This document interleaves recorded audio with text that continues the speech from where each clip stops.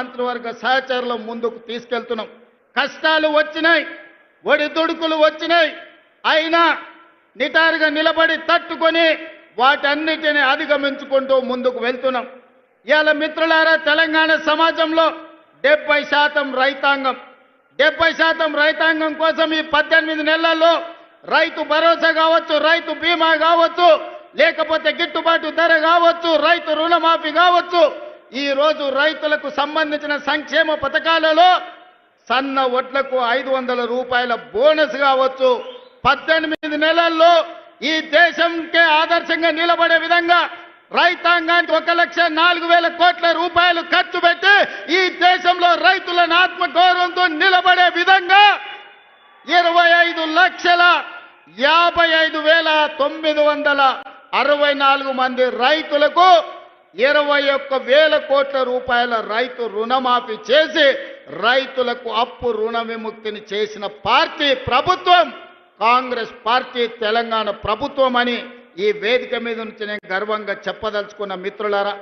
ఆనాడు మీకందరికీ తెలుసు, తెలంగాణ రాష్ట్రంలో రైతులు వరి వేస్తే వరి కొనుగోలు చేయక ఐకేపీ కేంద్రాలను మూత వేసి ఆనాటి ముఖ్యమంత్రి ఒక మాట అన్నాడు, ఎవరైనా రైతు వరి వేసుకుంటే మీరు ఉరి వేసుకున్నట్టే, నాకు సంబంధం లేదు, రాష్ట్ర ప్రభుత్వం వరి కొనుగోలు చెయ్యదు అని ఆనాటి ముఖ్యమంత్రి గారు చెప్పారు.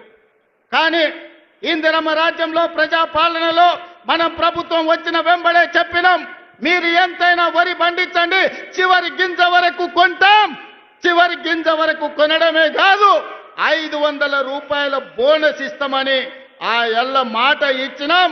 2024-25 సంవత్సరంలో భారతదేశంలోనే అత్యధికంగా వరి పండించినాం. ఎంతయ్యా అంటే 2,80,00,000 మెట్రిక్ టన్నుల వరి ధాన్యాన్ని ఉత్పత్తి చేసి ఈ దేశానికి ఆదర్శంగా నెంబర్ 1 స్థానంలో నిలబడ్డ రాష్ట్రం తెలంగాణ రాష్ట్రం. ప్రతి గింజ మన ప్రభుత్వం ప్రజా పాలనలో కొనుగోలు చేసిందని ఈరోజు నేను గర్వంగా చెప్తున్న మిత్రులారా.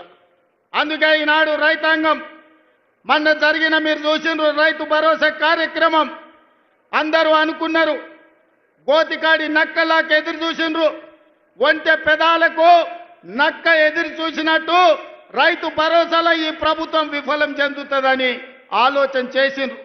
నేను చెప్పిన 9,000 కోట్ల రూపాయలు 9 రోజుల్లో రైతుల ఖాతాలో వేస్తామని చెప్పి 70 లక్షల మంది రైతులకు 9 రోజుల్లో 9,000 కోట్ల రూపాయలు వేసి రైతు ప్రభుత్వం, ఈ ప్రభుత్వంలో రైతును రాజును చేస్తాం.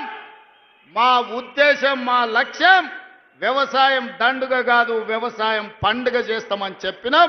చేసి చూపించి ఆ ఘన విజయాన్ని సాధించి